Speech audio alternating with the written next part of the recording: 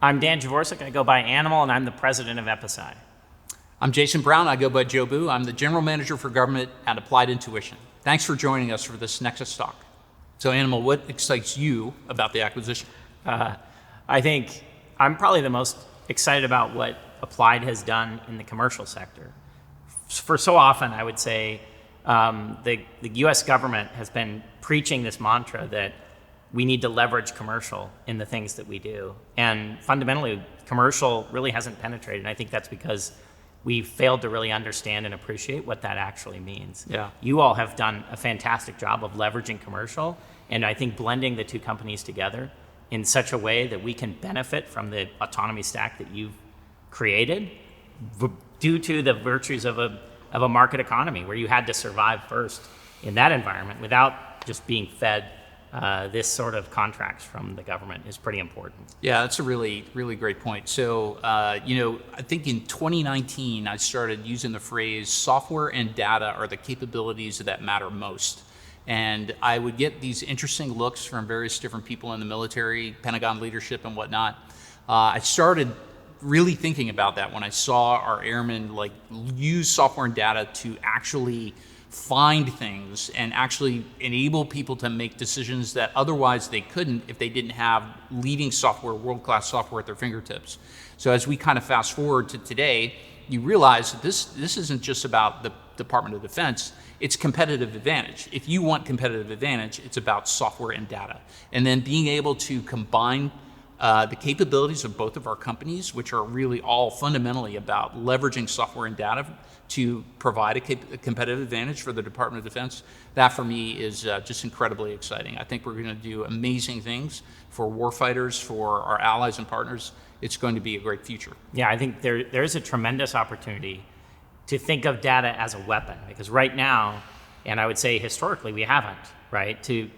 Since antiquity, in order to get some new capability, you had to build something new out of atoms, whether it was the English longbow and the Battle of Agincourt in 1415, the invention of the airplane or the Gatling gun. All of these things were things built out of hardware. And we're living in this very interesting new era where software and this digital environment has revolutionized the world that we live in. I mean, our domestic lives are driven by these companies, Amazon, Google, X, Meta, and they are all data-driven organizations. They are data companies that just have an interface that does something useful for the user. And I think taking that to the Department of Defense is exactly what we mean when we say leveraging commercial. For me personally, I spent 26 years in the United States Air Force. I spent a lot of that time just struggling with trying to accomplish the mission, watching my airmen struggle to accomplish the mission.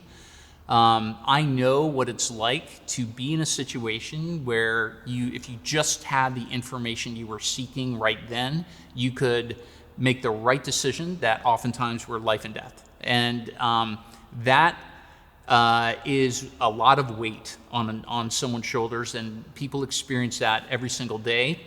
We've been in nonstop combat operations fundamentally since 1991. There is someone struggling right now with a decision that could be augmented and supported by better capability that both of our companies coming together will provide.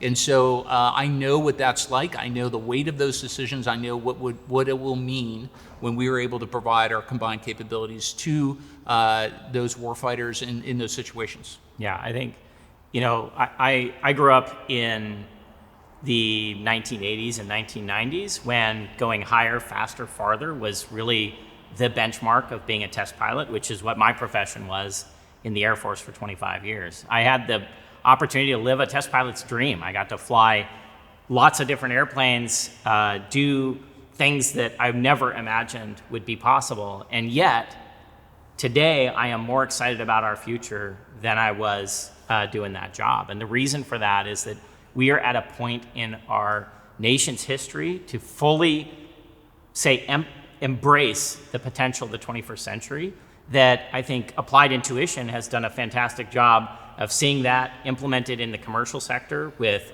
the automotive industry. And I think taking that and pointing it toward these defense problems where we do see people suffering, right? Think of how many times, I think for myself, much time I spent just trying to figure out how to push the right button at the right time in order to take advantage of the situation that I'm in, and allowing Autonomy to offload that and allow my, future versions of myself, better looking and younger versions that can return home safely to their families simply because they've had Autonomy offloading all these mundane and routine tasks and allow them to do what's uniquely human, and that is focus on outthinking their adversary so that they can return home safely to their families. That is what animates me. This is an old idea, which is really interesting because, the future of defense in 10 years is going to be much like what we've seen in many ways in the past, which is the many and the small, when effectively networked, will always beat the few and the large. We've seen that in different contexts and throughout history. Fundamentally, what's happening now is the technology that is enabling the many and the small are about them being effectively networked, about them operating autonomously. Whoever solves that problem, whoever figures out the many layers to that problem around navigation, around communication, around various different perception planning and control problems, whoever figures that out is going to have the competitive advantage in the 21st century. So the future of defense is really fundamentally solving that problem. And this is where we, both EpiSci and Applied Intuition coming together, are better postured to address that than anyone else. That's right. I think if you look historically at the fall of the Berlin Wall and the fall of the Soviet Union, in that time since then, we've really gotten very slow. We've allowed these incumbent processes to build up, reduce the amount of competition that is fundamentally what I say galvanizes a market economy. And the virtues of that market are such that you have lots of competition for that. But that's not necessarily the way the last 30 or 40 years have gone, right? We've seen this distillation down to only a few prime contractors. And what I think Applied Intuition and EpiSci have the opportunity to do together is realize the democratization of software on a whole host of hardware platforms. Those hardware platforms were created by the large prime contractors in a way that is extremely valuable, but we can unlock the true unimagined potential in those systems. I care a lot more as a test pilot about what a system can do than what it was designed to do. And that's fundamentally what our teams together get to realize. Obviously, a lot of our conversation up to this point has focused on the air domain, and that kind of makes sense because we're both Air Force pilots.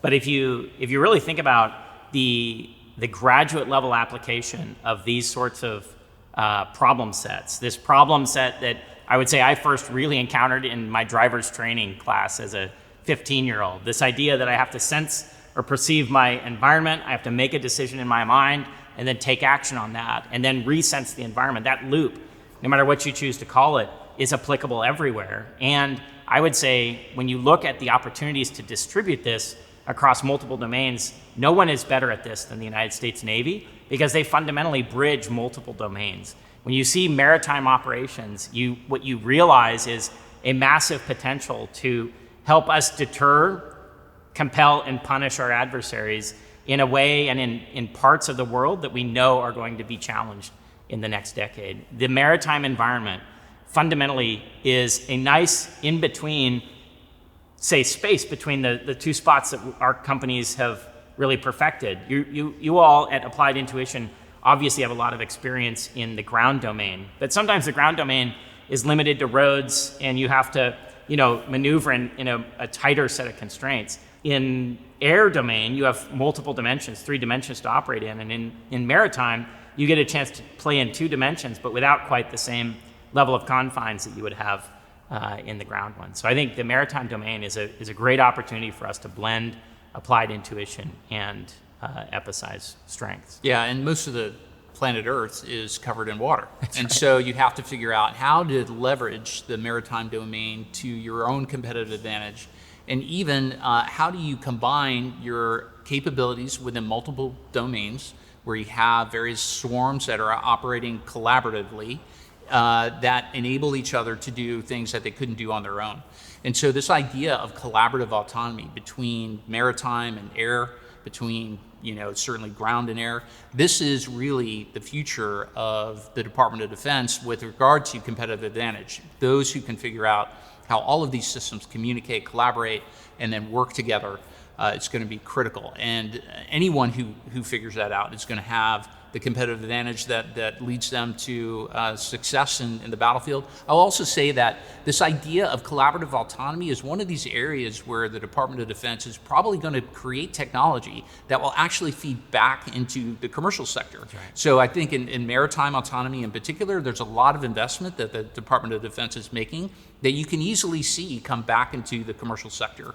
You could see that certainly in the air domain with aviation, and eventually with ground. And so we've already seen through our own company, Applied Intuition has been developing off-road autonomy. That has fed back into our commercial business. So that same technology we developed specifically for the United States Army has come back into our agricultural, mining, and construction business. Mm-hmm. Autonomy is going to lead to a lot of different opportunities, not just for the Department of Defense, but for the commercial sector and fundamentally for the nation itself. Yeah, when you look at integrated fire control for these cross-domain opportunities, you see that on the ground, we can carry a lot of really big, heavy, long-range stuff, but in the air, it costs us a lot to get those heavy long-range things up and airborne.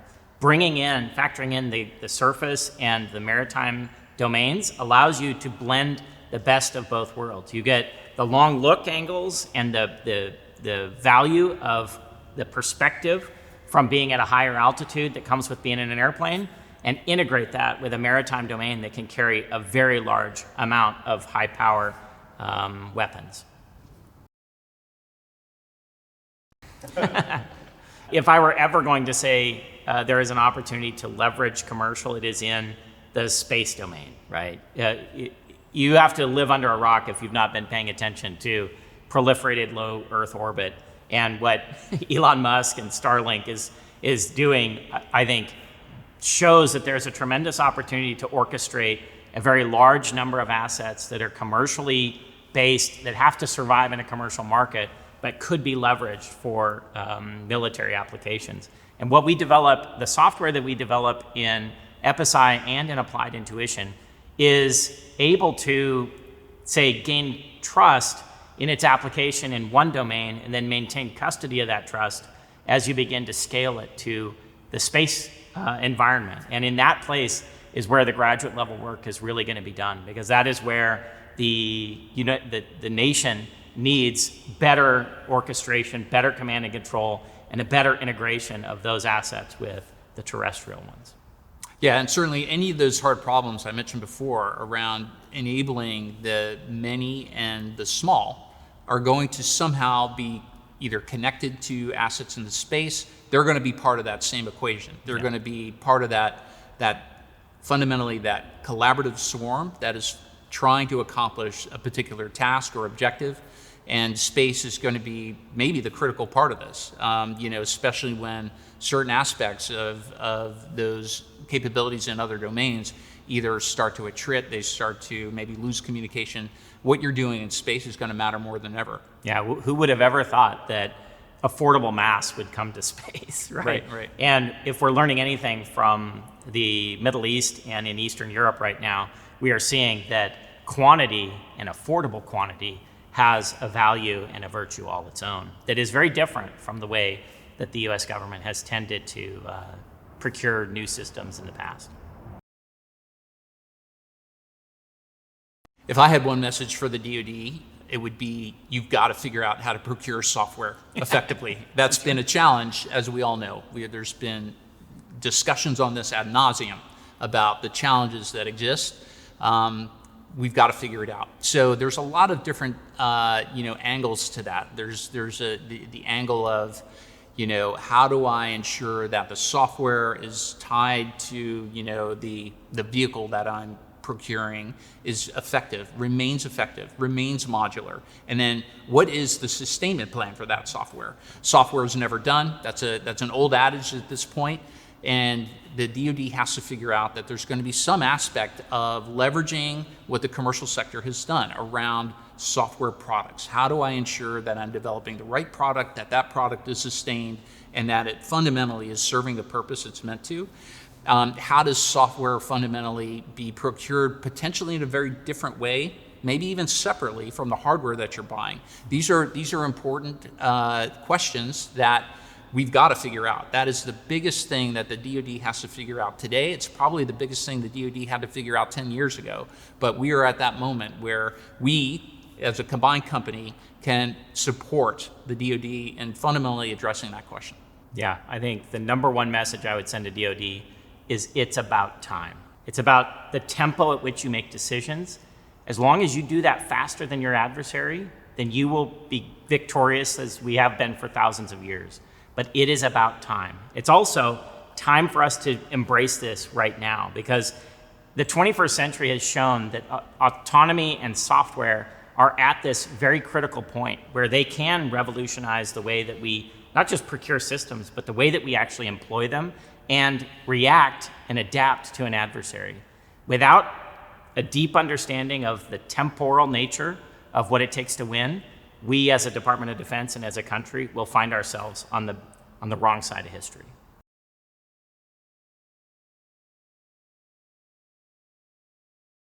It's fundamentally about figuring out how technology can fail and then how users might fail when applying that technology in certain situations. And so our job, in whether it's on our commercial business or whether it's in our defense business, is to understand where those failure modes might occur. We test for those failure modes, we monitor for those failure modes, and we continue to iterate on that technology. We're focused on making sure that failure modes are addressed before that technology is ever out in the field. And then when it is out in the field, we are constantly working with our customers to ensure that we understand whether that technology has the potential to fail or whether it's failing. And then we're working with them to ensure that we go back and address it. There's a lot of reasons to apply this technology safely and responsibly for competitive advantage, but we can easily see where the technology ceases to become a tool, it becomes a driver of behavior. We're also very, very concerned about how that happens. We talk a lot with various folks in the Department of Defense around responsible artificial intelligence and the practices and policies associated with it. We are not just complying with that, but we're actually engaged in ensuring that that concept and those various different techniques that are applied around responsible AI and using this technology in a safe way are actually implemented before they ever get out into the field. Yeah, a lot of people, really their brains immediately go to what Hollywood kind of talks about and what Hollywood has played up for artificial intelligence, and almost all of them are dystopian. Yeah. Right. Whenever I talk about it from an EpiSci perspective, you'll notice that I use the word trust a massive amount of times. It may even seem like it's overly peppered throughout. And part of that is because it comes from, at least the approach I come from, is from test and evaluation, right? If I'm going to send something into an environment with very high consequences, these are not cat pictures on Facebook, right? These are the outcomes of the decisions that are made in these environments have very high consequences associated with them. And that's pretty typical of a lot of the military environments that we're seeing. That doesn't mean that we should shy away from using that, because I can guarantee you our adversaries will. But can we build the trust in that, do the testing, the evaluation, put the right boundaries and limits on the performance of this, and very critically, always retain humanity's involvement in this process? We talk about human on the loop in these sorts of environments, and that's very, very critical, because as a human, we have an ability to capture context, intent, and sentiment in an environment that is very critical for its responsible application in legal, moral, and ethical instances of the application of this. So, are we going to ignore it? The ubiquity, I think, of the technology is such that we can't. One of the things that we have committed ourselves on in Western society is that we will do this responsibly by keeping humans on the loop at all times, especially when there are legal, moral, and ethical implications to the outcome.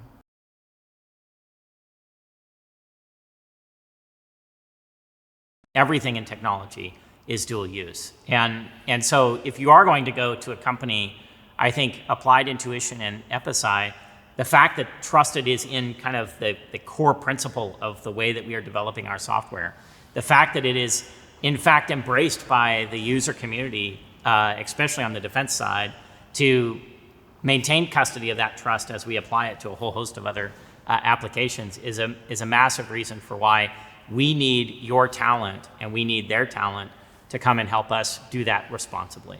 Jobu, thank you very much for the opportunity to discuss these important topics. And Animal, this has been a great conversation. Thank you so much. And thanks everybody for joining us for this Nexus Talk. We'll see you all very soon at the Air Force Association event in Colorado.